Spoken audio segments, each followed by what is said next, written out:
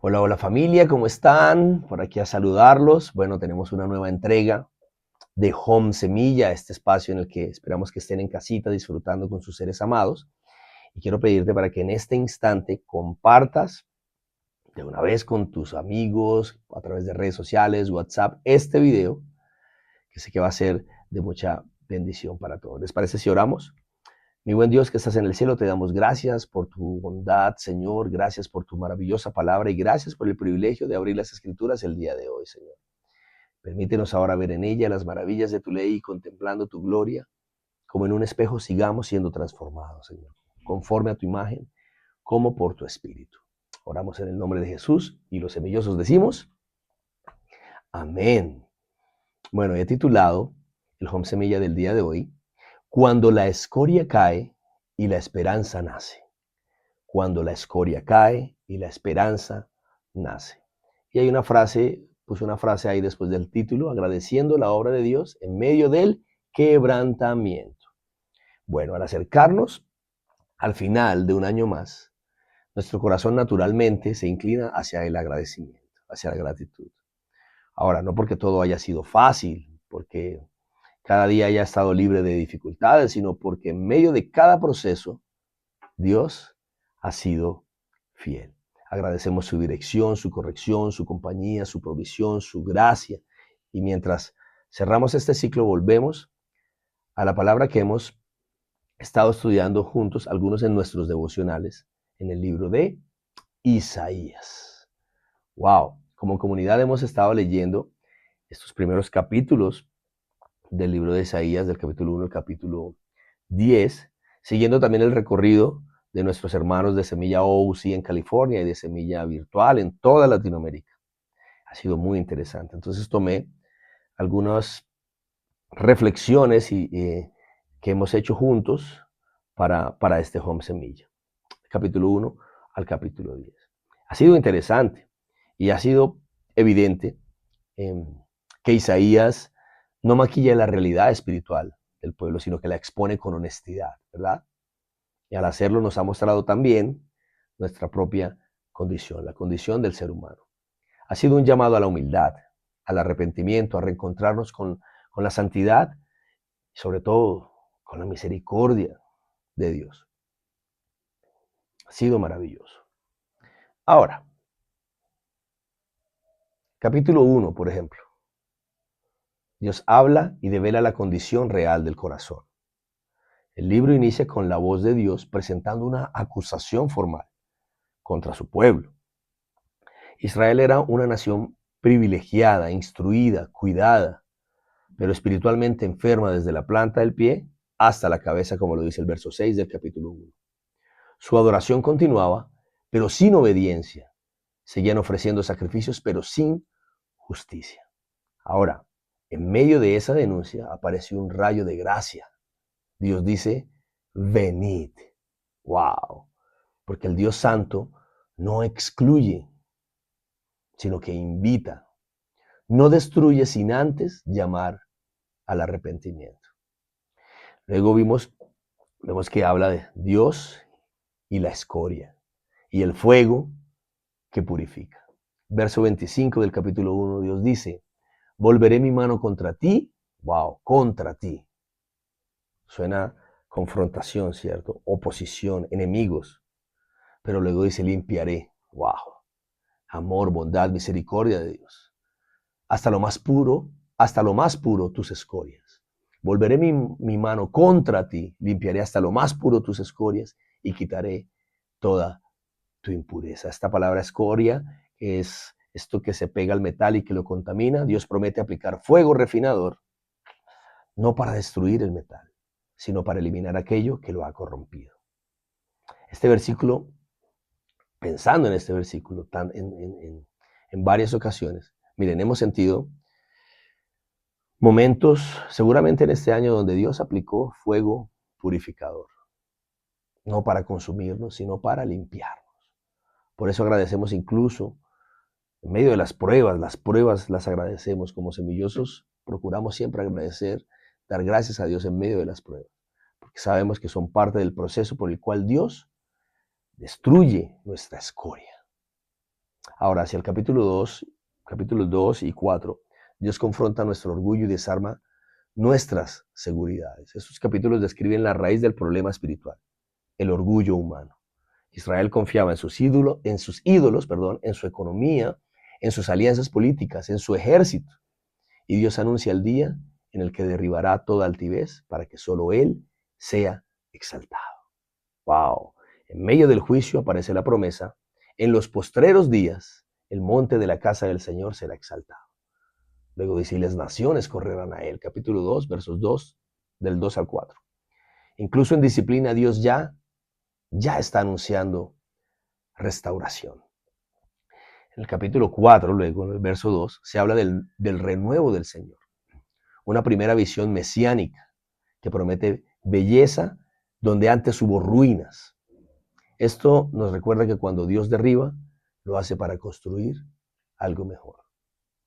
Hacia el capítulo 5, encontramos la viña que nos habla de la responsabilidad moral que tiene el pueblo. Encontramos el canto de la viña. Aquí Dios explica por qué su juicio es justo.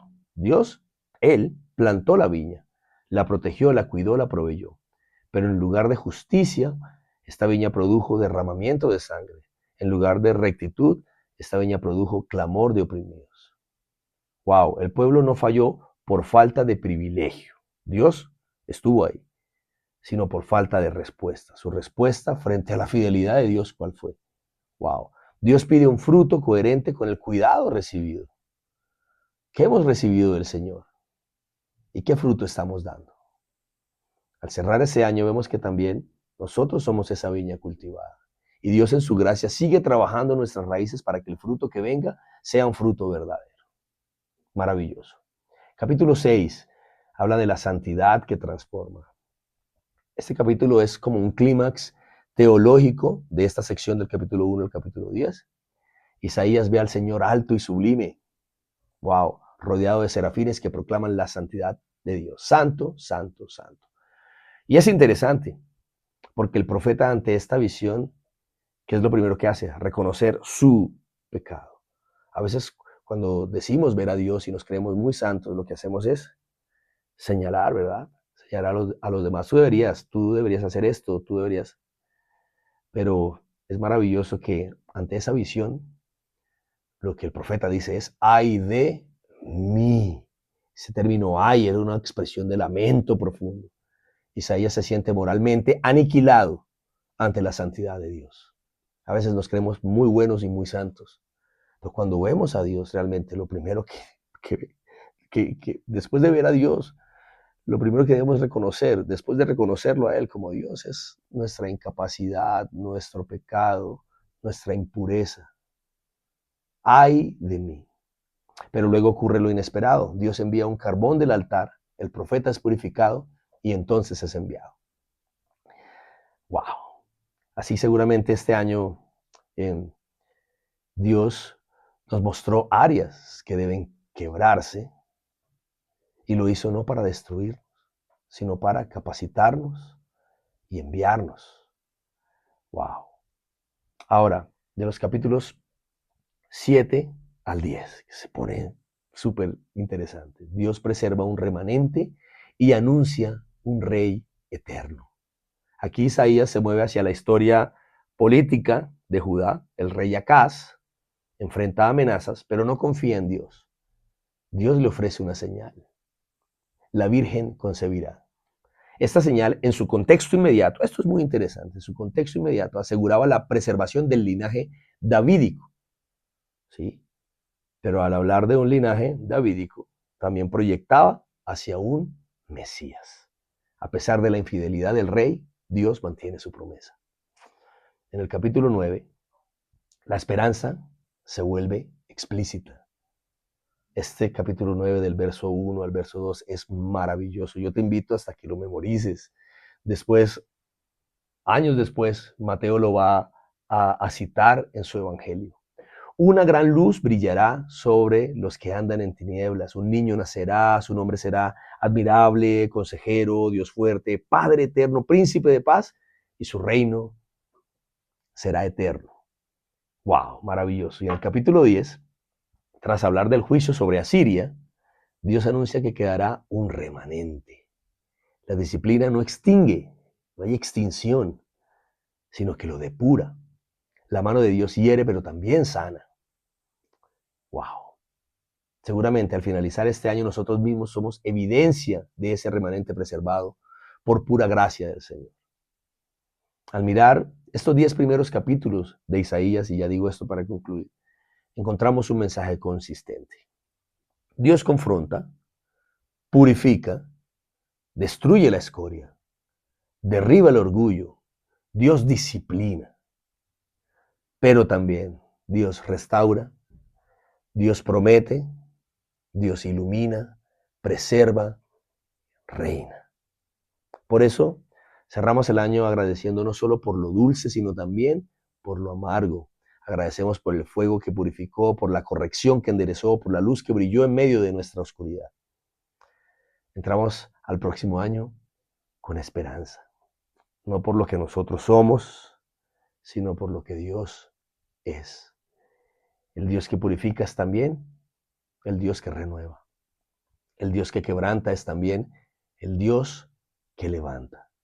El Dios que juzga es también el Dios que salva.